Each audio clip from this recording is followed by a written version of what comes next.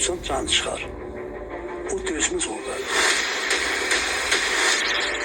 O da sonra ilk əmək fəaliyyətini gəmicilikdə, gəmidə çilingər kimi başlayıb.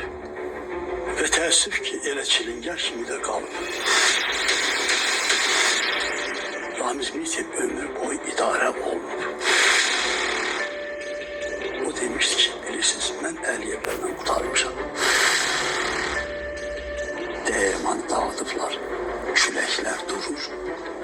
O küləkləri dayandırmaq lazımdır. Onun birinci xəyanatı buydu ki, Qarabağ probleminin həllini olduqca uzada bildi. Elə bugün də onun yarattığı çete, iblis xasiyyətdə, iblis təfəkkürlü o insanlar hələ də hakimiyyətdə bolca təmsil olunurlar. Parlamenti get götür, siyaha tutsaq orada nə qədər adam hükümdə Ramiz Mitevi getirdi insanlardı. Problemi həll etdi, Ramiz'e yola saldı. Ben Yerevan'a gidip gelenden sonra ben ile bir bunun oğlunu öldürmüştüm. Bu çılız adam ömür boyu fikirleşirdi ki geçtiniz ben onu yerine təyin edeceğim. Bu bizlere deyirdi ki qoşun mineyi dərəliyor. O canlı siyasi mineydi. Onun əhatəsində kimlər ola bilər? Cırtdanlar gözü kimi. Onu evde saklayacaklar. Bütün her şey aydın olandan sonra diyecekler. İndi sana bak ömürlük düşür. Ancak biz sana bak 15 yıldan yakınlaştırdık yedi otur.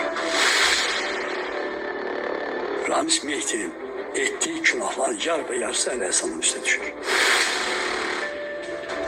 Ne işi var Heyder'in düşmanları bugün de otururlar prezident aparatında? Ne işi var onların milli mecliste?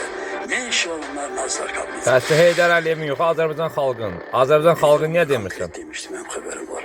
Demişler ki, sen bu kabinetlerde işleyirsen, yaxşı bizdə sənə tapşırılar verir. Görürsən, sen hara, akademi hara.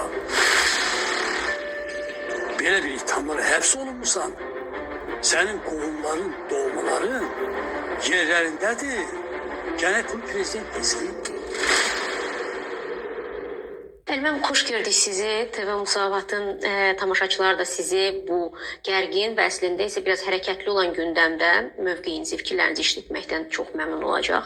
Və əslində sözə ehtiyac yoxdur. Son bir həftədə Azərbaycan cəmiyyəti daha çox